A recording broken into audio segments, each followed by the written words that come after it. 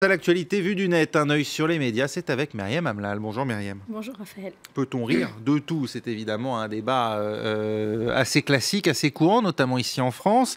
Et à nouveau, c'est Charlie Hebdo qui suscite cette question. Et la caricature et le dessin qui suscite cette polémique sur la toile, c'est ce dessin avec cette question: que serait devenu le petit Taylan s'il avait grandi? Et puis cette réponse, tripoteur de fesses en Allemagne, donc référence aux agressions en Allemagne, à Cologne. Donc ce dessin a beaucoup choqué et a créé l'indignation partout dans le monde, sur toute la blogosphère.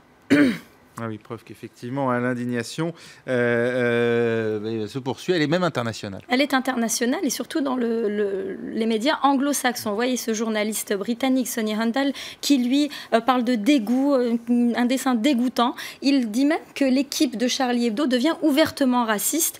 Et puis tous les journaux anglo-saxons en parlent, critiquent justement ce dessin. Vous avez The Independent, vous avez The Guardian, les grands quotidiens britanniques. Et vous avez les twittos, des anonymes aussi, qui trouvent ça outrageant, outrageous, un terme qui revient beaucoup, disgusting.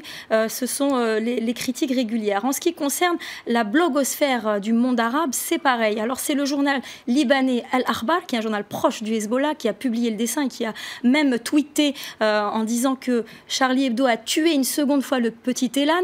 Ce tweet a été très critiqué en Occident, notamment parce que c'est un journal proche du Hezbollah, en disant que les milices du Hezbollah encerclent des villes où des enfants meurent de faim, en faisant référence à Madaya. Mais il a été beaucoup lu, cet article, et du coup beaucoup de réactions sur la blogosphère arabophone. Regardez, vous avez ce tweet qui parle justement du dessin de Charlie Hebdo, et le mot qui revient dans tous les tweets en arabe, c'est le mot « sort » qui veut dire « courroux ». C'est plus que la colère. Après la publication de ce dessin, les gens s'interrogent pourquoi on s'en prend à cet enfant mort et qu'on ne respecte pas le deuil de sa famille. Je ne suis plus beaucoup Charlie à l'étranger, c'est ce qui ressort. Exactement, c'est ce qui ressort. Alors pourquoi cette indignation à l'étranger? C'est la question que pose le quotidien de droite, Le Figaro. Eh bien tout simplement parce que pour Le Figaro, même si Charlie Hebdo est devenu connu depuis les attaques en 2015, eh bien les dessins de Charlie Hebdo ne sont pas connus. L'esprit Charlie Hebdo, l'esprit Harakiri n'était pas connu. Les gens découvrent finalement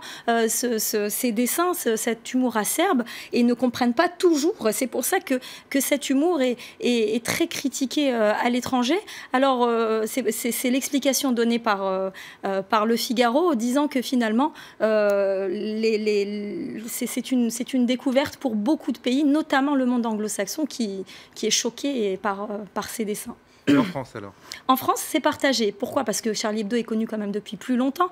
C'est partagé, mais vous voyez quand même beaucoup de critiques. Je ne suis pas Charlie.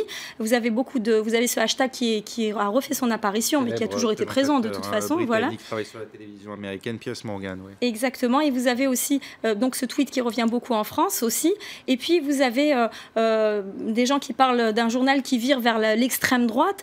Vous avez pas mal du coup je ne trouve plus le tweet que je voulais vous montrer, mais je vais le retrouver tout de suite.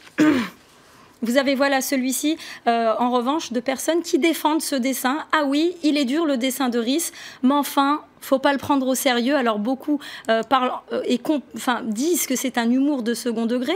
Vous avez même ce dessin ce tweet qui dit « Dessin de Rhys où l'art est la manière de dénoncer avec force le racisme anti-réfugié ». Alors que beaucoup de twittos anglo-saxons et même à l'étranger en général voient un dessin raciste. Oui, au premier degré finalement. Au premier degré, beaucoup voient un dessin finalement anti-raciste. Qui reprend en fait les préjugés effectivement de beaucoup de gens qui voient maintenant depuis ces agressions à Cologne certains de ces réfugiés comme de potentiels agresseurs et qui évidemment en fait ce dessin. Voilà. Chacun jugera effectivement, et c'est d'ailleurs tout l'intérêt de la liberté de penser, d'écrire et de caricaturer. Merci beaucoup Myriam.